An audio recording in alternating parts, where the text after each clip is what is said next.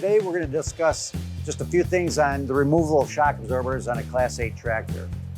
If you look at this particular application, as is most applications for heavy duty, you'll see that the shock is in a location that for most technicians it's very easy to get access to, either with the tire still mounted or if there's other work that needs to be done with the tires removed.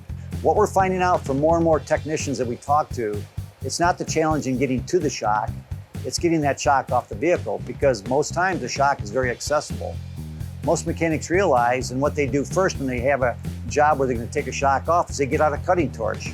Because what they inevitably find out is that mounting bolt that's used to mount the shock to the vehicle gets seized into the mounting sleeve on the shock. What we've done is introduced a new mounting sleeve configuration with a new special coating that's designed to help eliminate the incidence of mounting bolts seizing to that sleeve, and therefore allowing the technician to get rid of that cutting torch and getting back to more traditional tools. What that will result in is a great reduction in time it takes to take a shock off of a vehicle.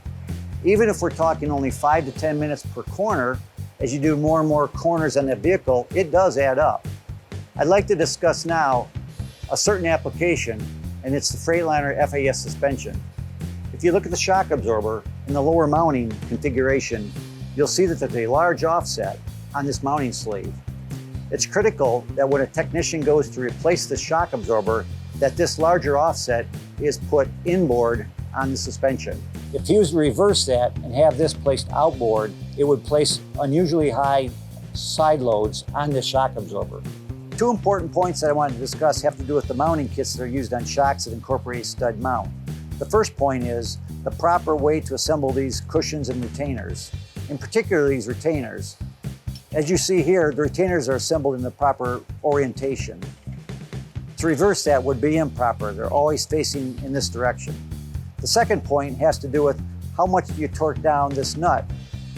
A good rule of thumb is you torque this nut down until the diameter of these cushions meet this retainer and they do not bulge out beyond that diameter. On shocks that use I-rings for their end mounts and where cushions are also incorporated, the retainers that actually capture those cushions no longer are facing inboard, but they're actually facing outboard. That's the proper way to assemble those.